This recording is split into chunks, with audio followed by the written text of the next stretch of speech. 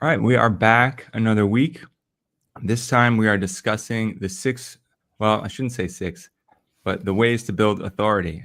I wrote an article recently listing out 6 ways to do that, but there are definitely ways to build authority as a creator, not just the 6 that I listed, but we'll go over them today. I'm here with Chubby. Chubby, great to see you. Great to see you too. See you a lot healthier this week than last week. Yeah. I'm still getting over it a little bit, but I made it. And I'm excited because I think authority is a big subject that a lot of creators think about, how to actually get people to see you as that voice, that thought leader in your niche. And I think that's important when it comes down to actually trying to build a business and sell products and courses and things online. So let's talk about it. That's right. There's a lot of things I'm sure we can discuss and talk about. Like as a messaging coach, I've just posted about this a couple of days ago as well. How a lot of this comes down to the language you use. So do you want to just be friend zoned, or you want to show up as the leader, the guide, the mentor, the healer that people need, so they get to make that decision, whether it's the guide inside your program or the guide towards the sales. And that's how I look at authority ultimately.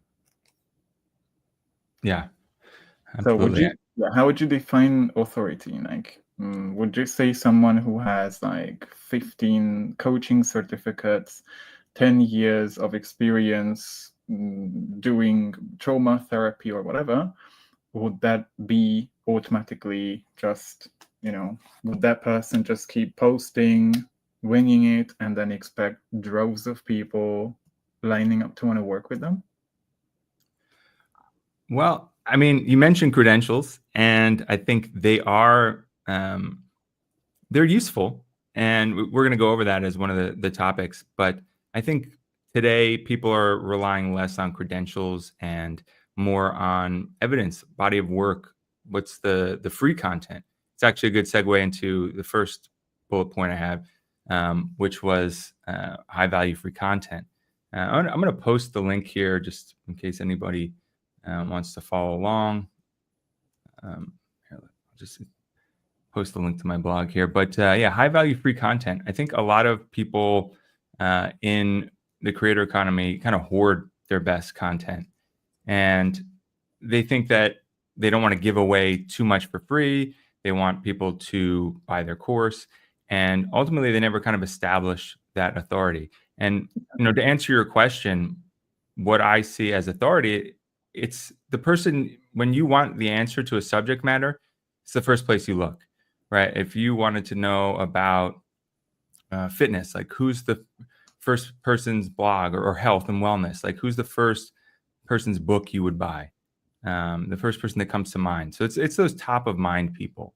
And I think it's that like small percentage that get the majority of revenue around a particular topic, because everyone sees them as that top of the mountain within that subject matter. Yeah. And then, I mean, both of us focus on helping smaller creators become bigger, right? Establish that authority. So if anyone's listening to this and they are like, oh, so I want to be a business coach, but Alex Hormozi is taking all my clients, I think that's something we can also kind of dive into, because a lot of this has also got a lot to do with identity. As in, like, let's say there's money coaches for women over 50. There's money coaches for heart-centered coaches. There's money coaches for bro marketers. So it's really about who you identify as, and how obviously if that person's messaging is nailed and dialed in, then you could think of them as the solution, the ultimate go-to person, because of how they position themselves. So if anyone's here who is like, well, so there's only one authority in every field, that's not exactly how it works.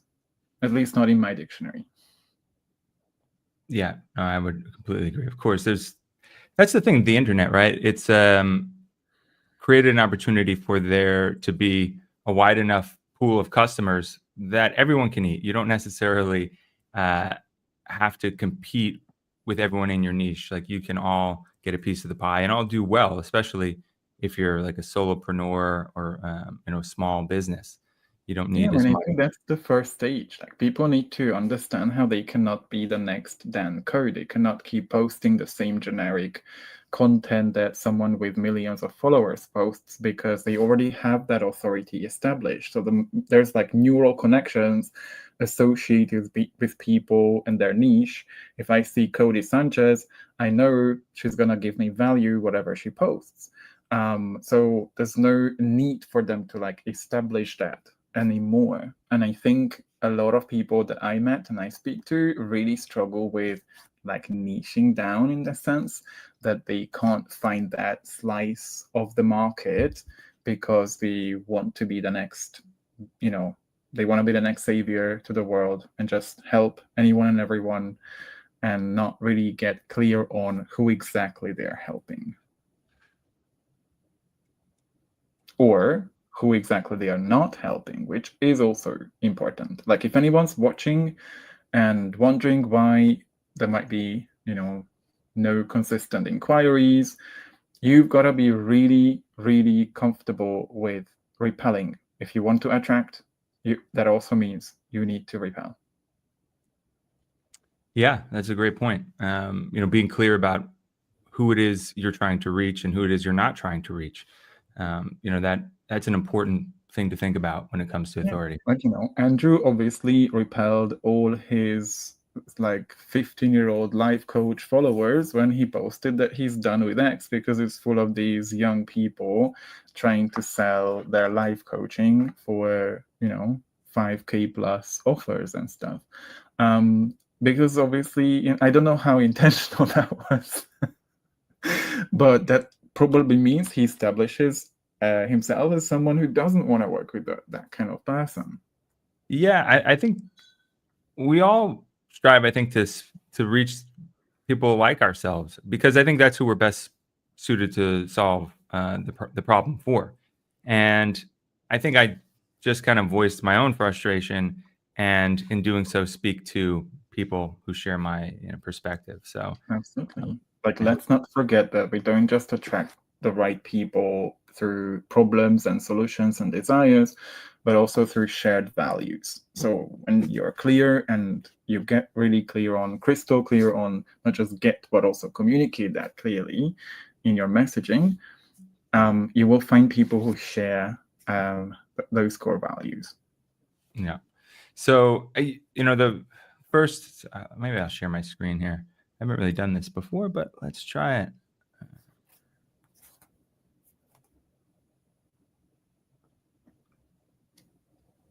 Okay. All right.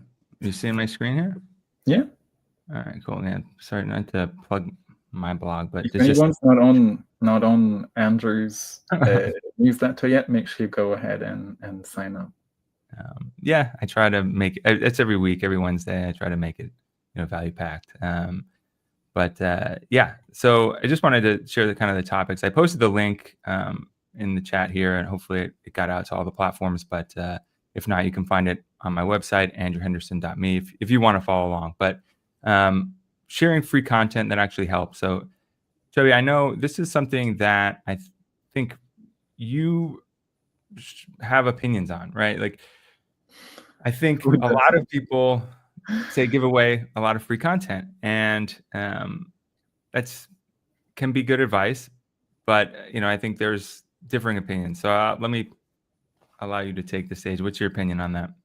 Yeah, I mean, I'm all full on give away everything you can, and I do give away everything I can that people find valuable. But at the same time, I'm also intentional because I don't want to be marketing for someone else's business by the free content that I'm creating. So the ultimate way in this economy, where there are 100 other messaging coaches that people can buy products from or work with, what I need to focus on is how my business, how whatever I'm sharing is linked to either builds demand for, removes doubt, or sets my offer apart from the rest of it.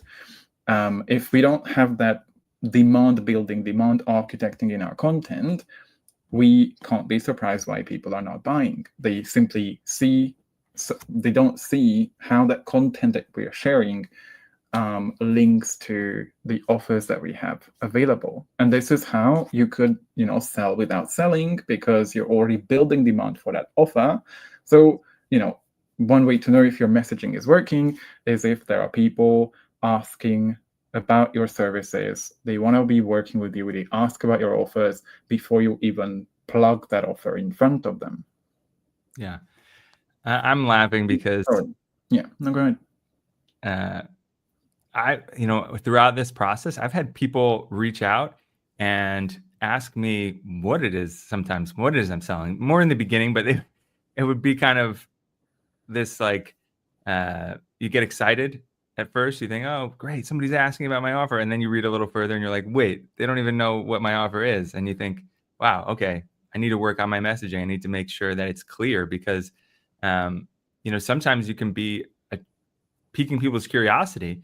But if you're all over the place in terms of what you're talking about, sometimes people don't even know what it is you're actually offering. Especially if it's not connected to the problems they are solving. Like, let's just not forget that building a business is about helping people solve problems. This seems to be basic knowledge, baseline knowledge, but many people don't.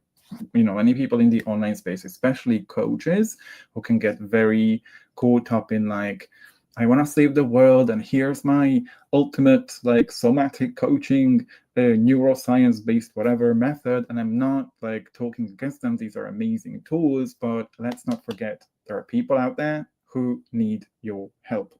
And what they focus on is not whether it's somatic coaching or IFS or whatever tool, firstly, but how your solution is going to be an answer to their problems. The other thing I wanted to just quickly mention is that the thing about giving away free content, and why I don't worry about giving away what I know and my knowledge, because that helps me establish myself. It helps the right people see that I know the depth of what I'm talking about, and I'm just like, copying and pasting any other person's content. I'm actually not even looking at any of my competitors, so to speak, content. But at the same time, I've been on X, for example, with my messaging business for over a year, and I've given away so much. But interestingly, the people who bought from me are the ones who I can see some significant change in their messaging and how they show up, how they create content. So that's just proof that giving away free content is good enough to build that authority, but not good enough to get significant results to people, because when they don't pay, they also don't pay attention. They simply don't use that piece of content to build that, integrate that information, at least most people, into their messaging. Yeah, I think you want to use the free content to attract people, to get them interested in the subject matter, see you, like we said, as that authority. But when it comes to delivering actual results and transformation for people, they're going to have to invest at some point. They're going to have to invest in themselves, because, I mean, it's that saying, if you don't have skin in the game, you just kind of don't really put as much into it.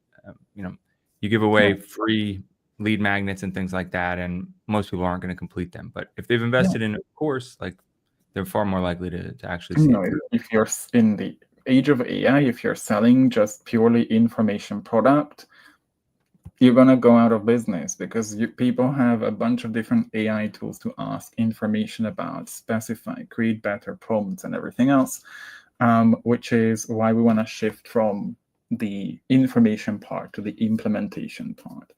And I think what's really important about content, at least this is the frameworks that I teach that are all about, is that we want to create content that doesn't just inform, because people assume that, I don't know, if I share content, and this is interesting on X, for example, when all the people are like, yes, I totally agree, 100%. Let's say, oh, discipline is so important, it's the greatest form of self-love. And then you will have comments saying, oh yeah, sure, this is so important, you have to be disciplined. But if you really look into those people's lives, like 95% of them are actually not disciplined. So the point of content wouldn't just be to speak to people's conscious. That's like the 5% of what would make the purchasing decision. We want to speak to people's subconscious, showing them, creating content around the fact that they actually aren't disciplined. And there's a course that I'm running that helps them build discipline, right? Because when people are not conscious of what they don't even know that they don't know, that's one of the reasons they're stuck. Yeah, we talked about that, I think, last week or the week before. Like, you hire a coach because you can't really. It's like if you had a fitness coach, you hire them not to show you the exercises. You could look those up. You hire them to check your form, to see how you're doing things and correct it. Your blind spots, exactly. Cool. All right, so let's just jump to the second one here. Tell stories that prove you've lived it. I think, a big part of getting people to trust you and see you as someone who can solve their problem is by demonstrating that you solve the problem for yourself. And I think that we've all followed people online and certain people who've established themselves now as gurus because we've seen their transformation. I mean, you see it most on platforms like Instagram, where you see like a before and after, a body transformation, or like a home makeover. Visually, it's a picture's worth 1,000 words. So I think when you tell your story about where you were and where you are now, that's a big part of establishing yourself as an authority, even if you don't have those credentials you mentioned. And a mistake people make is that they only focus on what they have achieved. So they kind of make it into kind of flexing and highlight reels instead of really showing people how they were in the trenches, how it was really hard, some sort of vulnerability there, like not the one that we always shun and like talk about how we don't want to make that fake, just make it make people feel sorry about us, but really tapping into people's emotions so they can find it relatable and say, that person is like me, like I can see themselves in myself. That's like building that self-efficacy, one of the important aspects of the trust that we need to build so people actually buy from us. If you don't show people where you were, if you don't show people the before, the like that work in the trenches, the deepest of the deepest, the lowest of the lowest, that moment when you said that, I'm done moment, that I always call it, people will just put you on a pedestal, and that actually alienates people from you. Instead of saying, I find that authority relatable, they've done it, they were where I was, where I am currently, so you'll be able to close that gap and say, here's what's possible for you because I'm exactly where you were. Yeah, that's well said. Cool. We'll jump along to the next one here. Let other people brag for you. So it's essentially testimonials.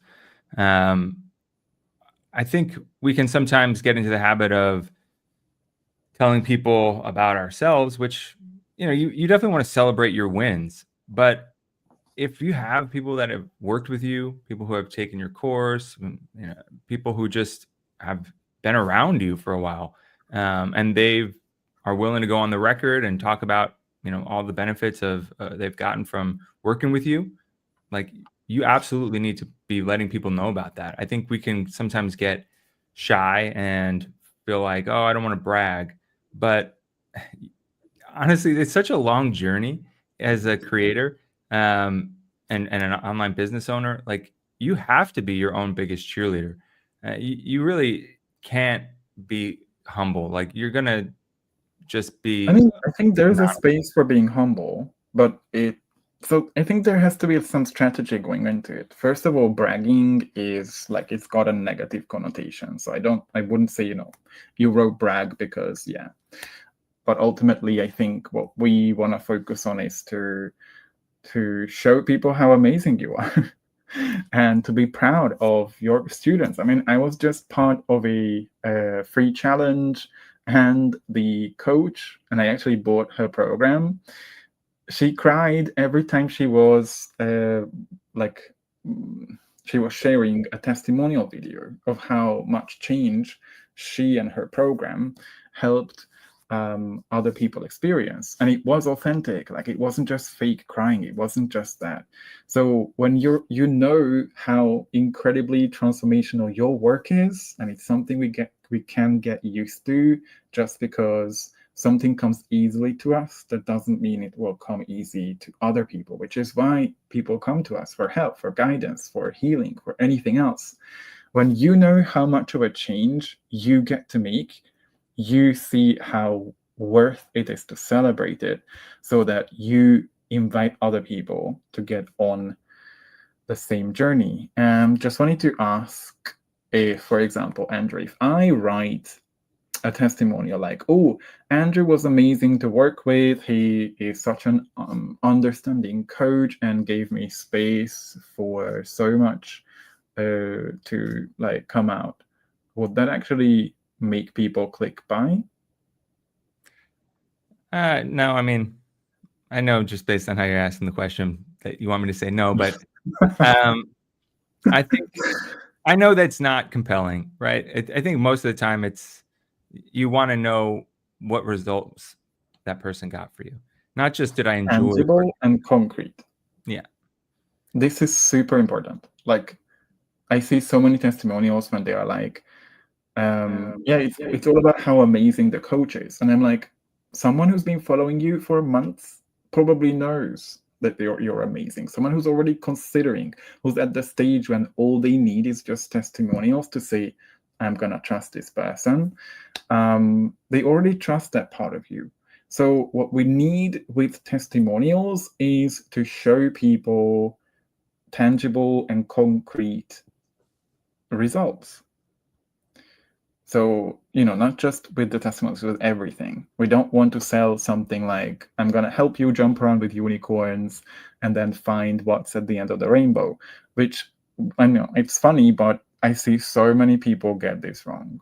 Like, no one is going to buy your coaching if you're promising like how to elevate your inner guide and whatever, because it's just not tangible at all. Yeah. Yeah, you're right. There are a lot of people out there I've seen offering that type of, philosophical or ideological advice, and you kind of think to yourself, I don't know if I really. How do I know I actually got something out of it?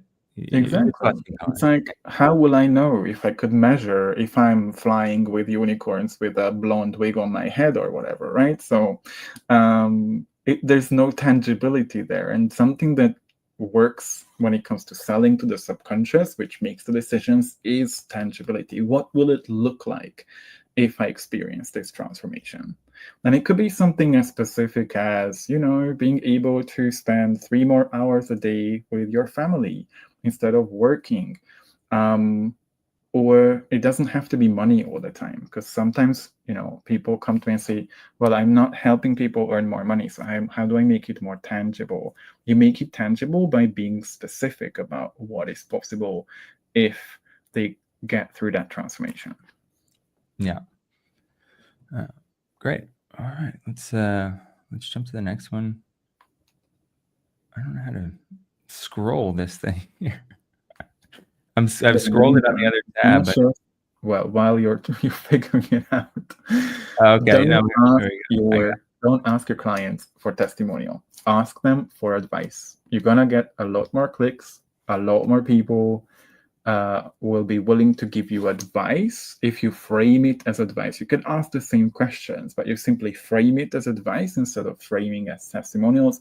You're gonna get a lot more authentic and a lot more real and more likely responses. Yeah. It's just behavioral economics and how people are wired. People don't want to give testimonials, they want to give advice. Cool. All right. So jump into number 4 here. I've managed to scroll the page.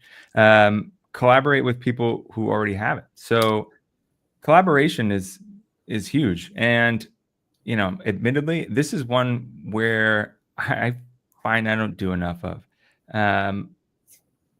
this is an example of collaboration, you and I getting together.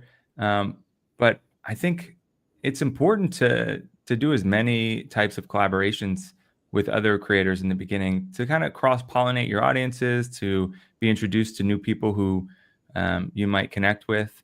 I And love that word, cross-pollinate.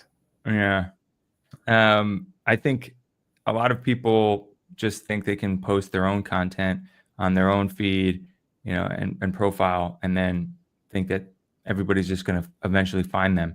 And that's really not how it works. It's like, it's called social media for a reason.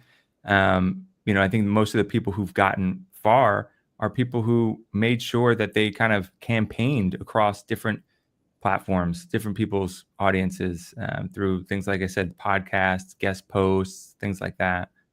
Yeah. I mean, I think we've got to be intentional as well. So we don't just want to like randomly, oh, thanks, William, for joining us. We don't just want to randomly, show up in 100 different random podcasts. A lot of this has to do with understanding whether my audience or my ideal client is actually going to be found in that audience, first of all. And then a lot of the things around values. Like, I'm not just going to sit down with someone who I completely can't relate to, except Andrew. No, I'm kidding. Because that, again, brings in people into my world who might have similar core values to me. And I think this is something people miss. They are so desperate about podcast opportunities. I see Facebook groups, even in like the business communities. I mean, people are just like, oh, I have like 10 podcast seats for the coming quarter or something. And I'm like, I wouldn't just like give away all these things to randomers, because there's got to be a brand thingy there as well. So we've got to be intentional with who we have as guests. We don't want to kind of infect our spaces with people that don't align with who we are, the world we are building, or anything else. Yeah, it's a good warning, because you're right. A lot of people mistake like activity for progress. And just because you've got people who want to be on your podcast, I mean, why wouldn't they be?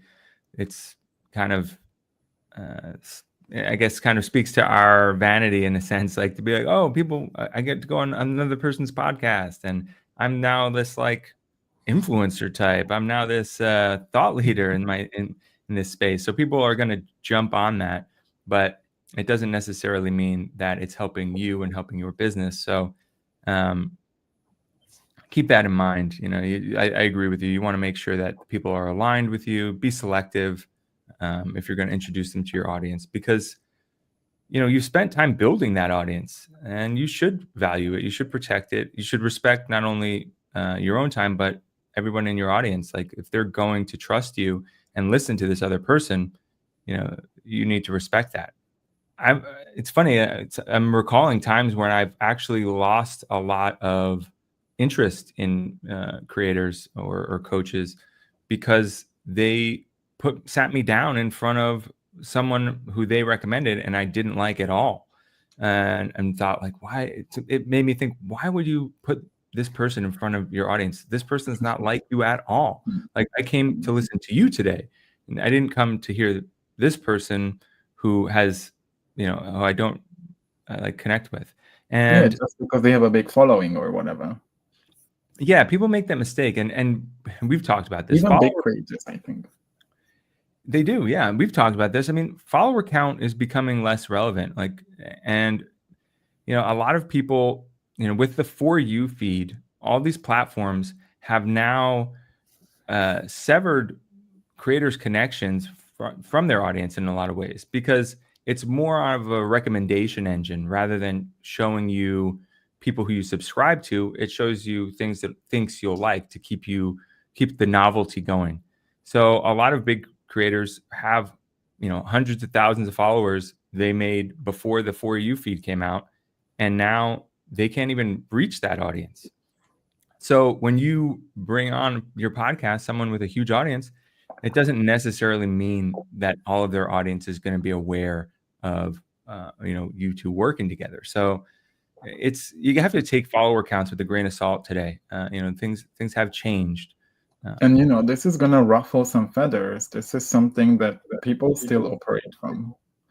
And there are so many, like most of the algorithms now, the AI models that they work with, they don't care about their followers. So you could basically create content that goes in front of either the right or the wrong audience, regardless of how many followers you have.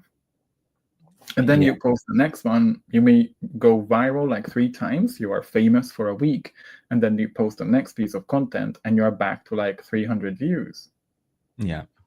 It's hard, to predict, and it can be really frustrating. It's kind of funny that we are playing this game and we don't really know the rules, right? We're all looking around at one another, That's trying to the whole piece it point, together. right? So if we knew the rules, if they told us, then there wouldn't be conversations about it. People wouldn't be curious. There wouldn't be this element of mystery around all these algorithms.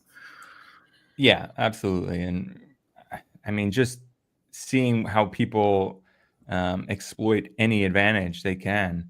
I think if people knew the rules, they would quickly have to evolve. I mean, the way they have, people kind of figured it out years ago, what was going on with Google in terms of like page links and things like that.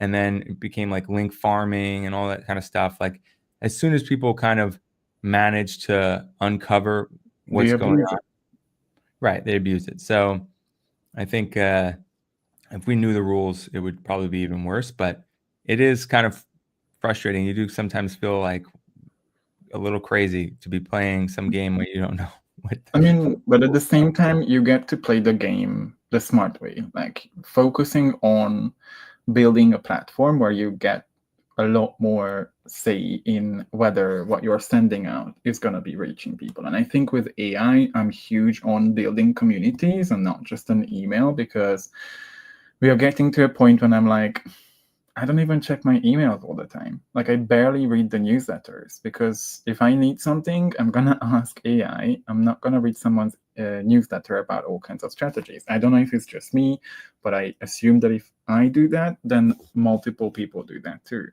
So I either started to unsubscribe from newsletters that I never open anyway, and they never delete me from the list at all, and really focus on building communities, which is also another way you get to have a lot more say in whether your content, whether your value is put in front of the right people, rather than relying on an algorithm.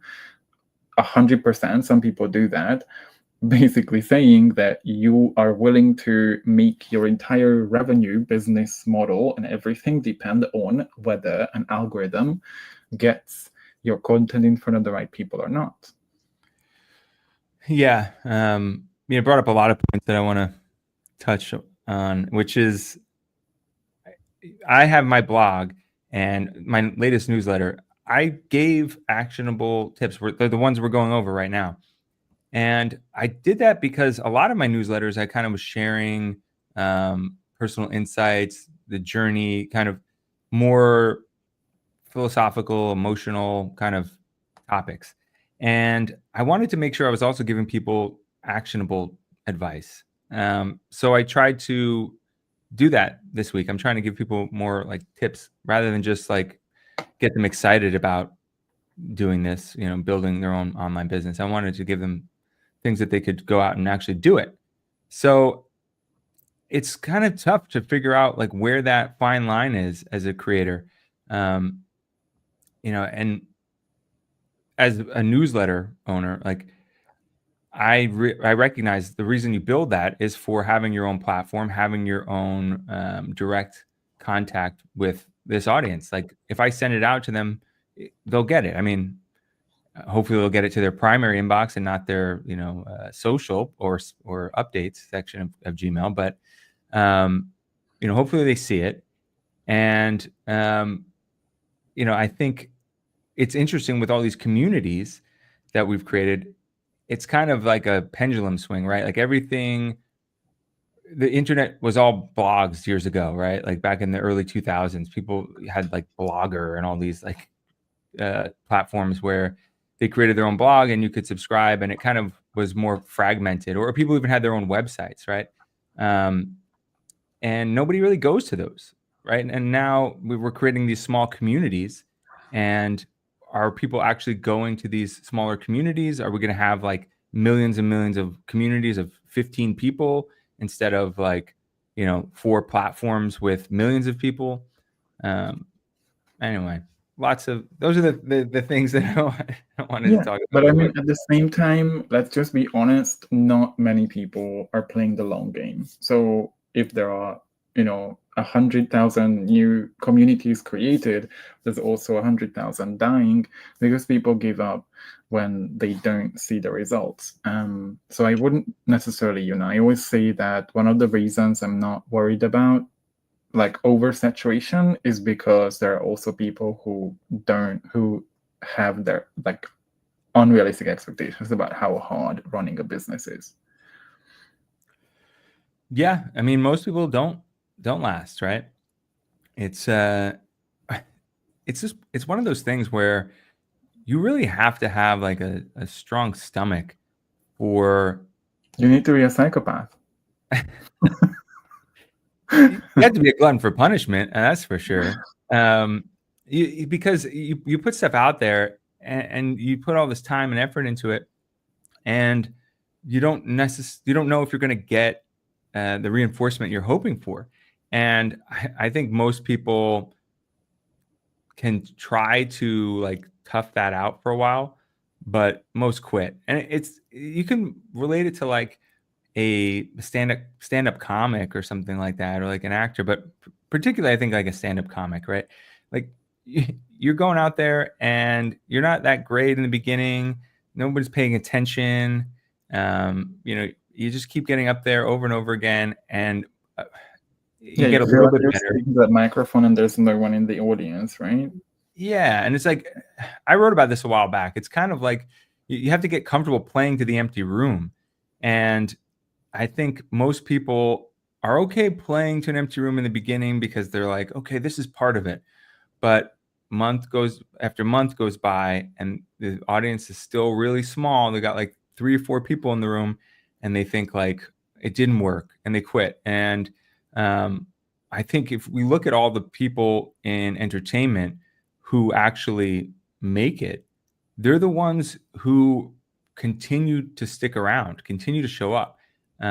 They're people sometimes you hear about 5-10 years before they got their break. And I'm not striving for that. I don't want that path myself, for it to take that long. But I do know that there's something to continuing to show up even when you don't necessarily know the reward is coming. That's right. And it's gonna take as long as it takes. I always say that. No one can ever predict. That's why I'm never gonna give anyone promises in my programs and communities how long it's gonna take to get to 10K, 100K, 1 million. Because if you're truly committed, the time, if you really understand how the law of attraction works, the time doesn't matter. The how and the when and the where, that's not up to us. Yeah, it's true. All right, let's jump to some of the last remaining ones here. 5 was to amplify what's working, and then I said that includes ads. So I was anti ads in the beginning when I first started out, because I kind of thought, if you're compelling enough, if you've got enough of an audience, you don't need ads. Like, it should be grassroots and everything. But I want to make sure that my opinions change, and I want to make sure that people don't look at ads as like the worst thing in the world. A lot of huge creators run ads. Like Alex Hormozy, if you follow him, like he spends a ton of money on ads. He talks about the amount of money he spends on ads, and he's blanketed the internet, right? Partly because of the amount of volume of content he produces, but also the amount of ads he runs. I've actually seen ads for his course run before one of his own videos. And, I'm sure if he wanted to make sure that happened every time, he probably had to pay top dollar. He had to outbid everyone for his own ads in front of his own videos, and it was probably expensive. So I think it's part of it, right? If you have a good post, one that reaches people, resonates, people are commenting, you're getting a lot of views and likes, you can promote that post. Like, you don't have to like think ads are the worst thing in the world. You know, Absolutely. fair And game. it's that type of investment when you are like, that's what we are always told in my business community. Like, there's like, we can use organic content, of course, it's free. It's why not leveraging that?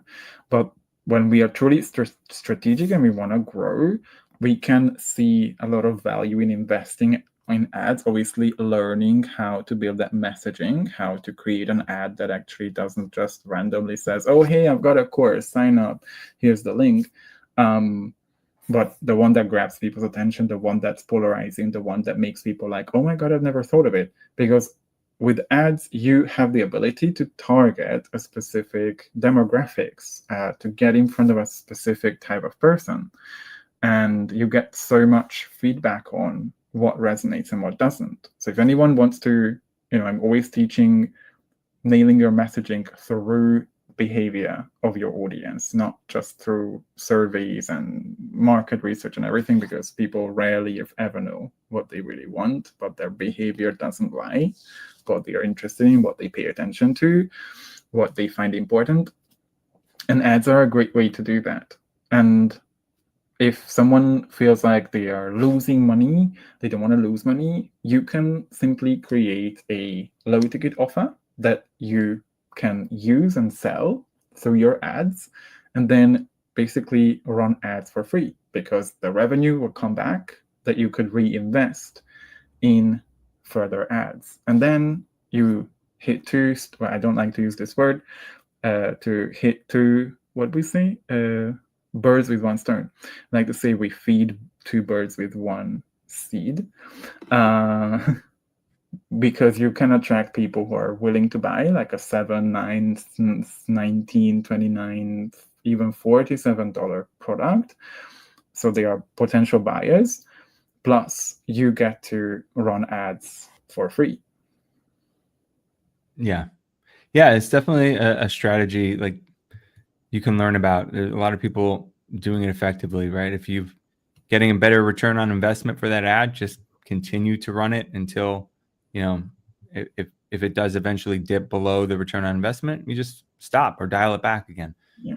And most importantly, measure the cost per lead. So like, there's all kinds of ways we can calculate that, but cost per lead is a very powerful way to measure whether your ads are working. Yeah, absolutely. You have to measure. And I think that's one of the things that I think probably a lot of creators struggle with, like getting into the business side of things, the metrics, the spreadsheets, those types of things. We get into it because we want to be creative. We like making content. But if you're going to run an actual business, you have to think about it that way and approach it. It's not just know thyself, it's know thy numbers. Yeah. Cool. All right. Because, if you don't know your numbers, then how do you know what to improve? Yeah. How do you know where your messaging falls off? How do you know if it's the subject line? How do you know if it's people not clicking on the email itself? How do you know if it's just simply your content not converting enough people into your free newsletter? Yeah. You can't fix what you can't measure, is I think how that expression goes, right? Cool. All right. So yeah, last one was credentials. We covered that one a little bit with some of the other topics we talked about, but I see this on certain platforms like LinkedIn in particular, where people are accomplished professionals, right? And they want everyone to know about it. But I don't know if it's necessarily the thing you want to lead with all the time. I think nowadays people, as we said, want to see your content. They want to see results. They want to sort of test drive what it is that you do and how you communicate, your voice, that type of stuff. So if you're just on one of these platforms and you're thinking, oh, my headline is going to attract me clients because, look at all of the degrees I have, and you don't post content, like it's not going to work. Like you have to do both.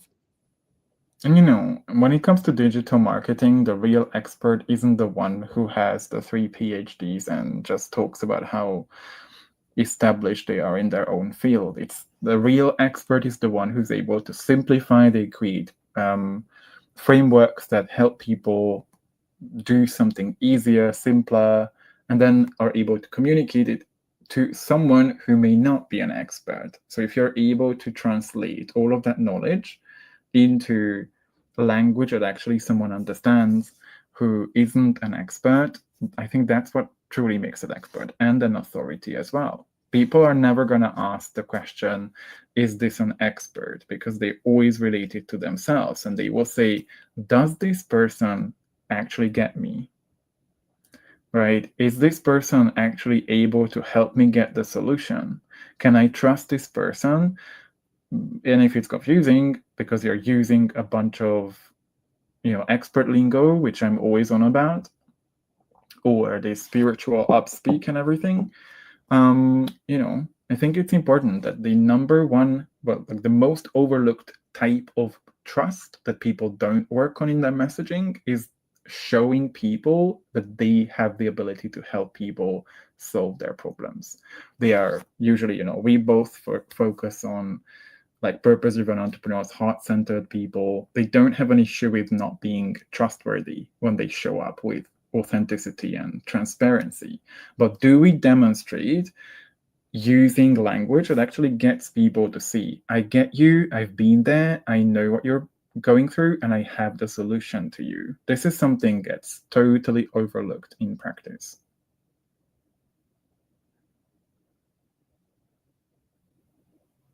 Andrew is reading comments now before anyone is not multitasking yet. Sorry. I'm trying to post the link. So I wanted to say that if anyone wants to join us in the studio for Q&A, wanted to use the last 10 minutes to kind of give people an opportunity to share their experience. Maybe they've got some tips for us, something that we didn't list here, or they just want to ask about one of these topics we've covered. So I'm just gonna post it in LinkedIn, but I've got the audio coming out of LinkedIn and it's feeding back in, so I have to mute. That's why I didn't hear when it switched over. So just give me 1 sec. I posted it on YouTube already if you're watching on YouTube, but I'm gonna add it to LinkedIn now.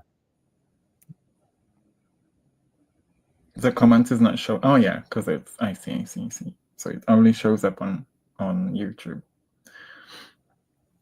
So Sandra says authorities hope, trust, transformation. Why hope? Based on some research, this is number one thing employees want, and I think all of us hope that tiny habits can change their life. Yeah, I always talk about possibility, and to me, selling is that. How do I communicate in a way, the most clear, most professional, and tangible way, so that people make a decision out of possibility and not out of fear? Because the reason people don't have the results they want, the reason people might say no, why they have objections, is because there's fear operating, which is their default.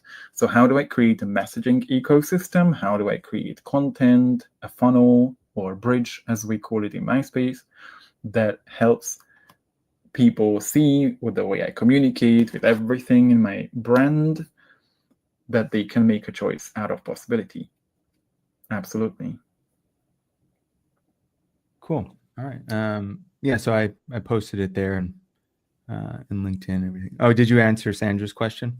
Kind of reacted to it, but I think that's an important one, and it really helps us become best friends with selling, because a lot of people out there have all kinds of stories around what it means to be selling. They don't want to be selling like a bro marketer. They don't want to like straight up selling into people's faces, and that's all fine. But we've got to sell. Like, we need to learn how to sell, and we need to learn how to show up in a way that doesn't just give people insights, but actually motivates people to show up for themselves, to jump in and eventually get the results they want. Yeah. I was just reading her comment here. Okay. Yeah. So is this, I think it was Atomic Habits. Yeah, a lot there. I don't know how to answer this, but I guess you already kind of did. Yeah, I was just talking about the fact that selling is basically giving people a choice to an opportunity to make a choice out of possibility, out of hope, and not out of fear. Yeah, that's a good point. Yeah, there's a lot of that in terms of sales strategy, right? Like creating that like fear of missing out, and you know, it does. It creates that sense of urgency in people, and it can work. But personally, I don't like to do that when selling. I don't like to make people worry that their life is going to go down the wrong path if they don't take this offer today, right? Yeah, but I mean, we can still give people the choice. Like, one thing that we always use is future pacing. You can still tell people where will your life be a year from now or 6 months from now if you choose to do this and if you choose to do that. People will have the option to say, I want this, I'm gonna jump in, you're right. I don't want to be ending up where I was, struggling, not being able to make the amount that I make, still working in my 9 to 5 or whatever. And you give people the choice and you talk about the consequences, which many times people don't really think about because they are focusing on how they want to feel right now, staying in their comfort zone. So that really helps us as marketers, or salespeople, so to speak, to speak in a way that, yes, you have a choice. I'm not going to fearmonger. I'm not going to say, like, if you don't sign up here, you're going to have to, like, whatever. But simply giving people the choice of future pacing. Where will they be if they choose to play small? Where will they be if they invest? Yeah. Do you find a lot of people are using that type of marketing strategy nowadays? 'Cause it's So hard to I know. personally, well, we are in a bubble. Like, I'm That's what I mean. It's sure. hard to know, right? Because our feed is fitted for us in this space. Yeah. So I know that if somebody's straight up saying that to me, I'll just slide. I won't even join their programs or anything. So it's hard to know, but I think there's still a lot of people who, they get their sales because of these, like, fear-based tactics. It's always easier to kind of fool people like that, who are maybe less conscious or is much easier to manipulate, unfortunately.